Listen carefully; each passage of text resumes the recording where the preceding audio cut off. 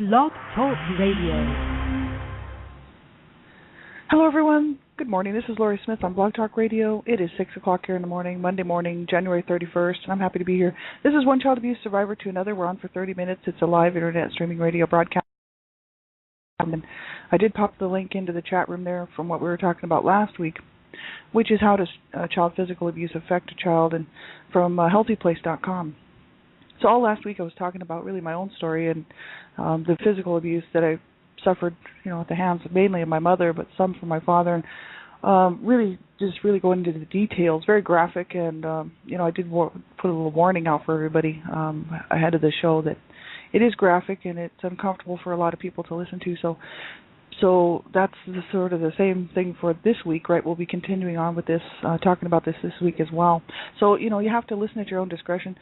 I'm talking about abuse. I don't sugarcoat it. I just tell it like it is, and it's very uncomfortable for a lot of people to listen to, and especially if you're a survivor and it trigger you. So you have to be very careful and know what's okay for you to listen to, and how far along you are in your healing journey. What might trigger you, what might cause you to feel down, or bring back memories and things like this, flashbacks and whatnot.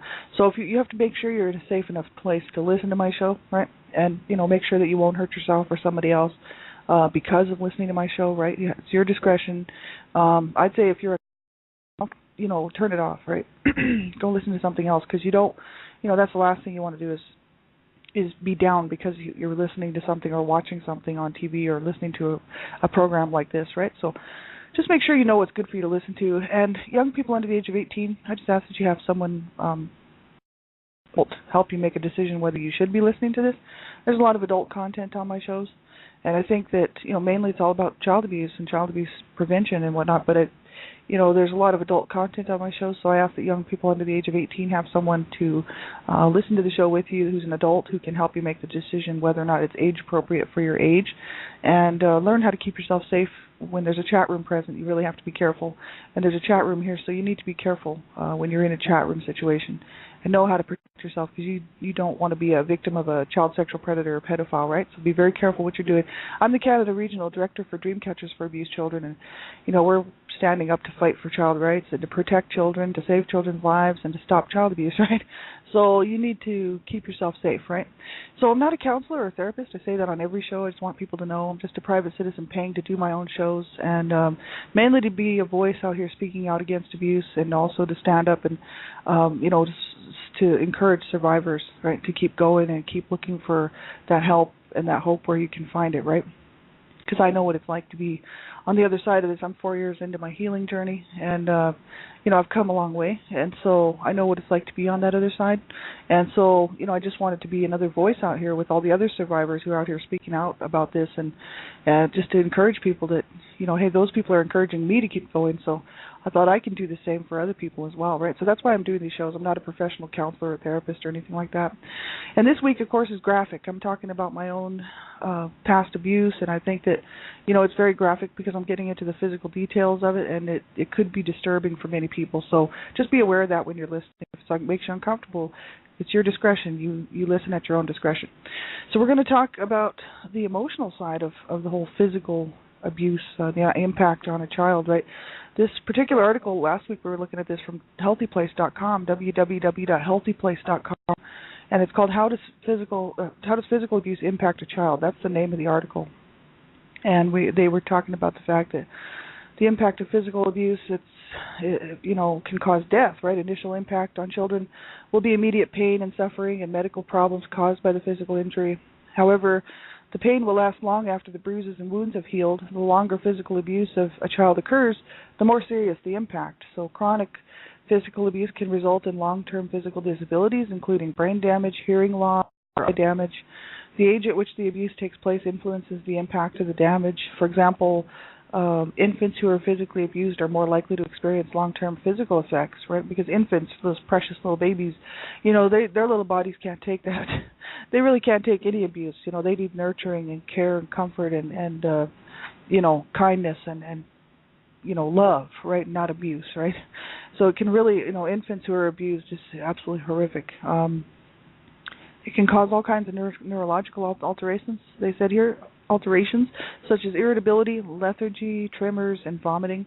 In more serious cases where the abuse was more forceful or longer in duration, the infant may experience seizures, permanent blindness or deafness, mental and developmental delays or retardation, coma, paralysis, and in many cases death. So that's what they had to say about this, the impacts of the physical abuse on a child as far as the physical part of it goes. This has recently been called the shaken baby syndrome, since it most often occurs as a result of violent shaking or shaking of the head, right? And then the next portion of the article, that's where we left off last week, and I was really going into the details of what I had experienced as a child and what it did to me feel, and what I went through, right? Emotional impact of physical abuse is what I want to talk about this week. Because along with physical abuse, there will be emotional abuse, there will be psychological abuse, right? And quite often verbal abuse as well, like I was talking about on the show that, my mom, when she was beating me, she wasn't saying, "Oh, I just love you, daughter," and then smack, or "I love you, daughter," and crash and thumping me out. She was screaming, verbal insults, very verbally aggressive at me, calling me names, horrible names. Really, a young child. I wasn't even 10 years old, and she was calling me a whore and a slut and a cunt and everything else. And of course, at the time, I really didn't know what those words meant. But it didn't matter, because it was the way she was saying it. I knew how it was coming out of her mouth. What she was implying was that I was just no good, and that, she was just trying to hurt me. You know what I mean? Which she did, right? But the whole issue is that's not a thing to do. That's just not the thing to do, right? I mean, I talked about this last week on my show. I was really, really grumpy. And I thought, that's not a good mother, somebody who would do that to their child, beat their child, and then scream obscenities at them and tell them they wish they were dead, and, hurt them physically as well as emotionally, psychologically, verbally. This is absolutely horrific what people do to their kids. And have I seen this in other people with their children? Absolutely I have. And it just makes me angry, because people think it's discipline. They don't think it's abuse. They think it's just something that parents should have the right to do. Right? It's like, well, I brought this child in the world, so I'm going to treat this child exactly how I feel I need to, right? And it's so incredibly wrong. And thank God we have laws that say it's abuse, it's wrong. If it hurts and harms a child, any action or inaction that hurts or harms a child, really with intent, right? The intent to hurt or harm a child, an action or an inaction, is abuse, right? So when a parent is beating on their child, calling them names, kicking them around, burning them, stabbing them, raping them, I mean, that's abuse, man. It's not discipline. There's so much in society that I griped about this last week on my shows. I appreciate everybody who tuned into those, because a lot of people in society just want to just brush this off. Oh yeah, it's just this discipline, right? No, it's not. And if you were ever a victim of that, you'd know it's not, right? It's abuse, and it's hurtful and harmful, and it does affect people all the way through their lives. I have flashbacks, and I can still remember all of those beatings. And I remember what she was calling me, what name she was calling me, and just exactly the look on her face and what I went through, and it sticks with you, you know what I mean? It doesn't just go away. That's the whole issue, right? It scars your brain. I seriously think that those types of things is PTSD related, right? Post-traumatic stress disorder and whatnot, and it just caused me to really hate myself and hate her and hate my family, right? Because my family, it was so just very dysfunctional. And so there was always going to be emotional abuse and psychological abuse with physical abuse, as well as child sexual abuse, right? Because there is that emotional stuff that goes along with it, and the psychological stuff that goes along with it, right? So you're not just being physically abused, but when you're being physically abused or sexually abused, you're being abused really in every way. It's absolutely horrific. And if anybody's listening and you've been through this, just make sure that you do get some help. I joined years ago now, a couple of years back, I joined an online group support for people. You could be anonymous if you wanted to be, or you could put your name on there if you wanted to, or whatever. But I joined it, and because it was a group support thing, and I really thought, okay, I can trust this. This is okay. And I got to talk to a lot of people who had been through what was quite similar stuff that I had been through, and even worse. And it was good to be able to talk to them, because I needed validation. I needed somebody to talk to who knew where I was coming from, knew what I had been through, and knew how I was feeling, and who could then support me in that and say, you did not deserve that. And it was so good to have that validation, to have somebody who understands, right, what that's like, and what a child and what you have to go through as an adult survivor, right? So I don't know. I really encourage people to reach out, no matter what way it is, whatever way that you feel comfortable reaching out. Group support wouldn't be for everybody. Some people might prefer a counselor or a therapist or whatever, and whatever way it is, right? Make sure you do get some help, right? Because we certainly don't deserve to suffer along in this our whole lives, and allow this to destroy us, which is what I was doing until 4 years ago, right? I was really suicidal up until 4 years ago. Not attempting suicide, just planning my suicides, always planning them, and really had with the thought that one day I would carry it out. And I'm so glad that I didn't. I'm so glad that I stuck around and made the right choice. And two of my brothers didn't make the right choice, right? One of my brothers killed himself, hung himself at the age of 33.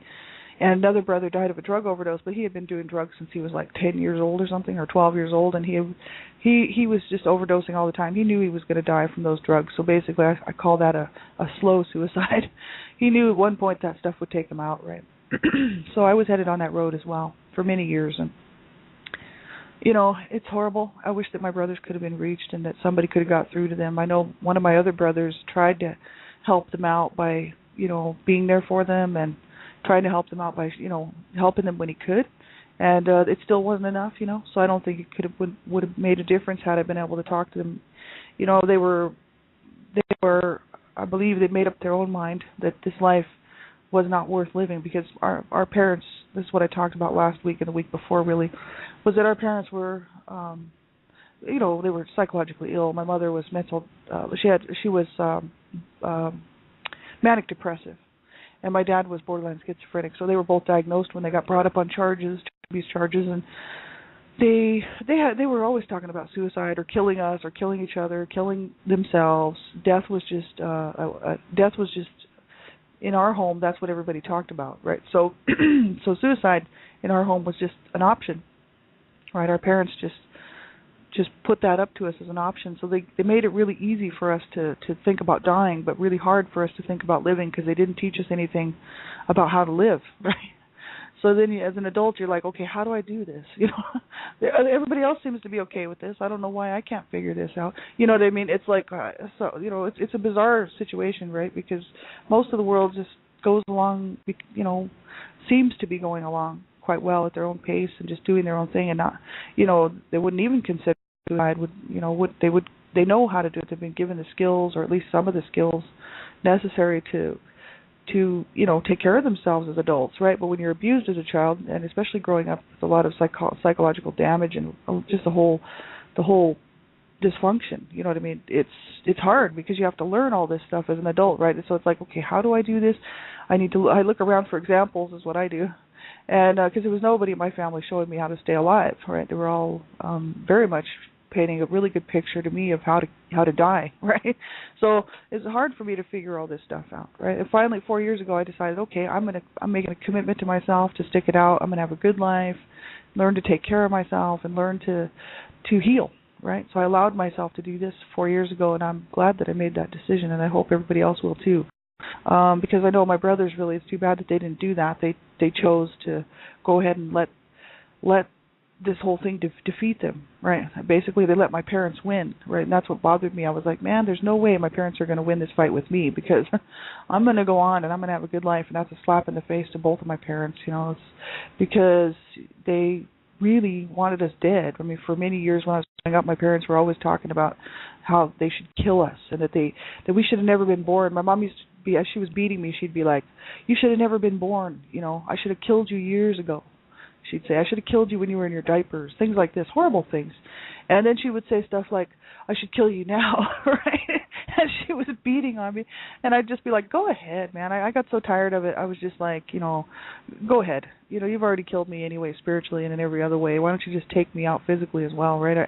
I was just to the point where I didn't care anymore, Then I started using a lot of drugs, and at the age of 12, and really started not caring about myself. And it's a good thing I had some really good friends around, because they sort of helped me. They tried to keep me as safe as they could, right? And which is awesome. And so, because not everybody has that. Not everybody has good friends when they're that age that can sort of look out for them, right? I had some really good friends, so that they were always looking out for me, which was very cool. And so, it took me a lot of years to to figure out that I did want to live and that I did want to stay here and try to do something for myself. It took me to the age of 21, which I finally decided at the age of 21 to get off the drugs and start straightening up my life, you know. But the emotional damage done because of physical abuse is just crazy. On this particular website, www.healthyplace.com, says, emotional impact of physical abuse. Beyond the physical trauma experienced by children, there are other consequences of physical abuse. And studies of physically abused children and their families indicate that a significant number of psychological problems are associated with child physical abuse. Abused children compared with non-abused children may have more difficulty with academic performance, self-control, self-image, and social relationships. A recent U.S. study comparing physically abused and non-abused children provided considerable evidence of the negative and lasting consequences of physical abuse. And the physically abused children in the study experienced far greater problems at home, at school, amongst peers, and in the community. And they said here, children who are physically abused have a predisposition to a host of emotional disturbances, right? Well, and it's no wonder. I mean, you know, it's absolutely crazy that people, you know, a parent, you know, other people in society think, or even a parent would think that their child should just be perfectly fine after abusing them physically. I mean, my mom was always the type, like my mom was the type that, you know, after she would physically abuse me, she would be like, okay, now you're going to put a smile on your face. If you don't put a smile on your face, I'm going to beat you again, right? So I wasn't allowed to show any emotions about the fact that I had just taken these beatings, especially as a small child, right? Because she was trying to control every part of me, right? Not just, you know, she was trying to control my body, my mind, my spirit, my soul, right? So I'd be sitting there crying, of course, after being beaten, right? And she'd be like, smile, you smile now or I'll beat you again, right? And I knew she was serious. So, of course, I'd sit there and smile. Meantime, tears running down my face, right? So this is the psychological damage done. So then I learned how to do that, like at school. I learned how to do that everywhere in my life, right? I mean, I could smile and I could have her call me names, spit in my face and kick me around and beat on me, and I could still smile, right? Because that's what I was trained to do, right? And so, you know, it was because my mom wanted me to be happy with the way she was treating me. I think that she was so mentally ill. You know, I think that she wanted to feel justified, right? So she didn't want to see a pouting face, and she didn't want to see the real impact that she had done to me. So she did this to all of her children, not just me, right? My older sister as well. And you know, we were made to like beg at her feet. You know what I mean? Like me and my sister, right? She wouldn't talk to us sometimes for days, and we were just told that we were so bad and so evil and so ugly, and she didn't want us, and we were horrible children. Me and my sister, who was 5 years older than her, and we used to have to go and beg at her feet for her to talk to us, you know, to pay any attention to us, right? She was very, very mentally ill, and never should have been allowed to have that kind of control over 7 children, right?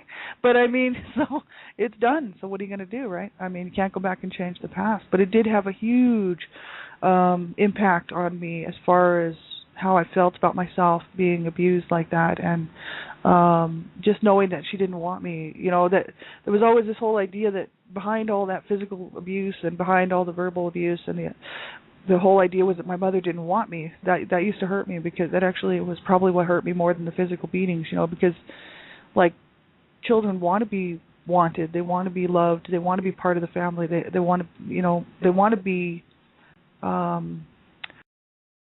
you know what I mean?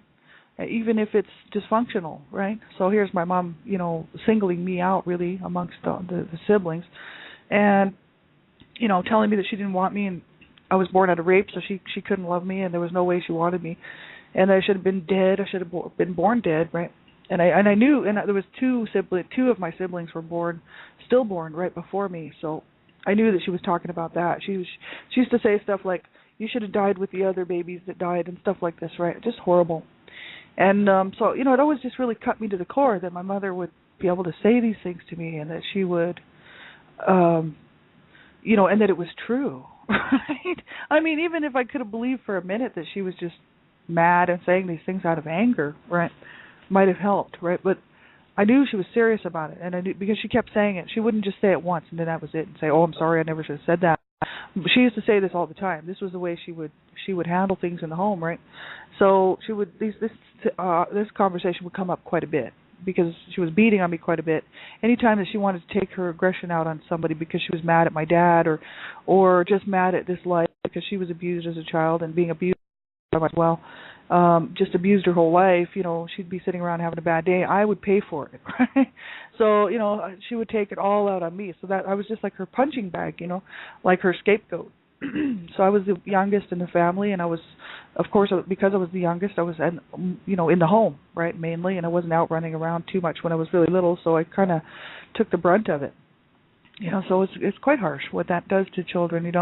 Caused me to have a lot of problems with my in school. I didn't do well in school at all until my last couple of years of high school. Because I finally applied myself, even though I was still getting high and doing drugs and stuff. I was actually applying myself, so I did pretty good in the last couple of years in high school. But before that, my grades weren't that great. I'd go to school and I'd just be sitting there half dead because I was never getting any sleep. None of us were sleeping well in our home, right? Because my dad was walking around in the middle of the night quite often saying he was going to kill the family, and I was kind of thinking, oh God, somebody's going to come in here and smother me or kill me, or not only that, but I was being sexually abused at the age of 8, so that right in that time period, I wasn't getting any good sleep. It was absolutely horrific, right? I used to sleep with a knife, actually, because I was thinking, man, somebody tries to kill me, I'm going to kill them first, right? And you shouldn't have to think like that around your family, right? I mean, you should be able to, an 8-year-old child or 9-year-old child, 8, 9 years old, shouldn't have to be thinking about having a knife by their bed just so they can kill whoever's going to kill them, And that would have been either my dad or my mom that I was concerned about trying to kill me, right? It's absolutely horrific. No child should be sleeping with a knife. And I thought, man, if my mom finds this knife, because I had it squeezed in between the mattress and the box springs, and I thought, geez, if my mom finds this knife, I'm going to be so beaten to rat shit. But I thought, I don't care. I really don't care, because it's my right to protect myself, and I used to have a knife there, a big steak knife. It was a pretty big knife. And, I was just like, I don't care. I have the right to try to protect myself. That's bad, for a child to grow up in a home where they feel they have to have a knife by their bed just in case, right? But that's because my dad was up quite a bit throughout the night, walking around saying, I'm going to kill the family. I should kill us all. We're all evil and the devil, and because my dad was schizophrenic, right? Paranoid schizophrenic, right? So he was scary being in that home, right? And I was never really slept well, so I didn't do well in school. I was always half asleep in school. Or just knowing that when I go home, what's going to be happening, right? I was never really concentrating on my work in school because, my homework or anything else or work in class, because I was concerned about what I was going to be walking into when I got home. It was always an issue, especially once it got closer and closer to the end of the day, right? My nerves would be pretty shot because I'd be like, oh God, now I got to go home. I got to see what's going on, see who's alive, see who's dead, and possibly catch a beating from somebody. And it was absolutely horrific, I mean, I didn't do well in school. I didn't drop out or anything because, seriously, I didn't want my mom coming down on me because I dropped out of school. She wanted me to go to school and wanted me to graduate, and I thought, oh, Jesus, I can't. I didn't used to try to do things that would cause my mom to beat on me, actually. I mean, I actually tried to be a good kid, and, I went to school and didn't ditch or anything because I didn't want her coming down on me because of that. Because I knew she would, right? She had no problem beating me for no reason. So I thought, man, if I do, I like I was talking about last week, if you want to go back and listen to my shows last week that I did, just for not liking soup, I didn't like a certain type of soup and didn't want to eat the soup for lunch, and I took a beating with a rolling pin that nearly killed me. So, I mean, if I was to ditch class or something, it would have been the end of my life, right? I was like, okay. And my other brothers were doing drugs, so my mom, she knew I was doing drugs too, but she didn't say anything. She allowed the drug use with my brothers, so I don't think she felt like she really could do much on that with me. But if I would have ditched school or something, that would have been the end of it. You know what I mean? So I really did try to be good. I just didn't do well in school. And I had a huge issue with, self-esteem, right? Low self-esteem. Depression was another issue. Self-image. I had a horrible self-image. And I think, being sexually abused at the age of 8 really did that. And as well as just hearing my mom calling me names and calling me a whore and a slut and, just making me feel bad, like, all the time. My parents were just horrible. And anybody that can do that to a child, I mean, my God, I don't know how anybody could do that to a child. I think back on it now, and I'm like, I don't know how my mom could have done those things to me. I mean, my dad, I didn't love my dad, so it didn't affect, the stuff that he did to me didn't affect me as much as the stuff that my mom did to me, because my dad was physically abusive towards me too, but mainly with beating me with a belt, or slapping me around, choking me or whatever, sometimes throwing me into walls and stuff. But I didn't care about my dad. Like, I didn't love him. I didn't feel a connection to him. I didn't feel any need to love him. He raped my mother in front of me at the age of 5 years old, and he was a horrible man, and I didn't love him at all. So I didn't have so much of an issue with the physical abuse that I was the recipient of from him. But the stuff, but my mom, I really did love her, right? So that's why I guess it really affected me, because, here's this woman who I did love, and I thought, I don't care about my dad, whatever. But my mom, it was just such a huge issue, because I truly loved her and was always trying to get her to love me back, right? And she just couldn't do it. So, of course, I developed this attitude of, screw everything. Right, just screw it all. Screw you, screw this, screw the family, right? It did cause me to have a real negative attitude towards life, not even so much depression. Depression didn't come into it until way later. I didn't really suffer from depression until probably in the 20s, like my mid-20s, late 20s, into my 30s. I'd say I was more depressed. But as a young person, I was more angry and hostile and just really pissed off about the fact that I was doing everything I thought that I could think of to do to gain my mother's love, and was never going to be able to get it. Never ever going to be able to get what I needed from her, right? I knew this when I was growing up with her in the home, and then really realized it when she died at the age of, when I was 30, my mom passed away, and then I really knew that I was never going to be able to get anything from her that I needed, because she was gone, and my inner child was just raging. I mean, I couldn't believe it. They said here that children who are physically abused have a predisposition to a host of emotional disturbances. They may experience feelings of low self-esteem and depression, or may be hyperactive and overly anxious. Many of these children may exhibit behavioral problems such as aggression towards other children or siblings. Other emotional problems include anger, hostility, fear, humiliation, and an inability to express feelings. And that's that whole thing of, my mom, making me smile after a beating. She'd be like, if you don't put a smile on your face right now, I will beat you again, right? Or I'll kill you, right, depending on how mad she was. And, so I'd have to sit there and smile. In the meantime, I'm laying on the floor trying to pick myself up from after this beating, and, in pain and tears flowing, and just so hurt, And I'm supposed to smile, and of course that's just sick and twisted that a parent would do that to their child.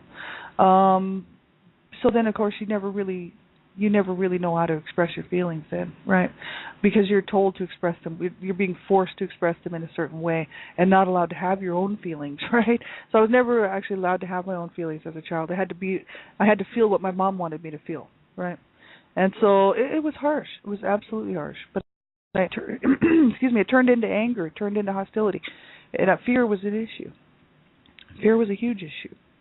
Humiliation was probably the biggest one. Just humiliation of being slapped around and beaten on and called names, and having other family members stand right by there and not even do anything to help.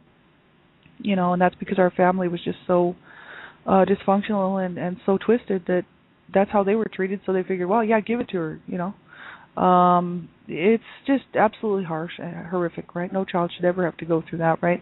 And so you can continue on reading this article. That's from healthyplace.com, www.healthyplace.com, and they do go on to talk about the social impact, right? The social impact of physical abuse as well. And so we'll take a look at the rest of this tomorrow. And same time, same place, 6 o'clock a.m. And so hopefully, have a good day, everybody. Take care of yourselves. If you've been through this situation and you've been abused and you haven't gotten any help and you're just feeling like, man, I cannot cope, you call somebody. I don't care who it is. You call a crisis line if you have to. If you can't get a hold of a good friend or you don't have a really good friend, which I know that happens right in our lives. I have my good friend here in the chat room here today. Thanks a lot, Gypsy Witch, for being here. I just love you, dear. Thank God I've got some awesome friends, and I've always had some awesome friends. But you know what? Not everybody does.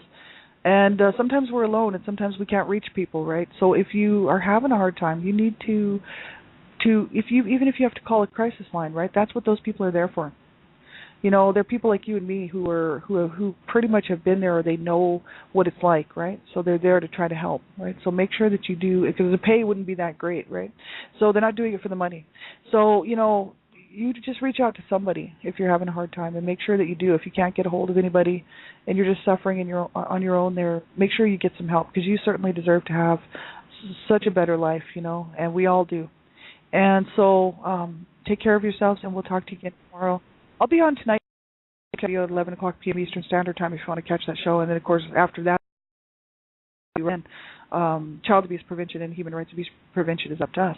So thanks for being here, everybody. I appreciate everybody's tuning in. Have a great day. Talk to you soon. Bye-bye.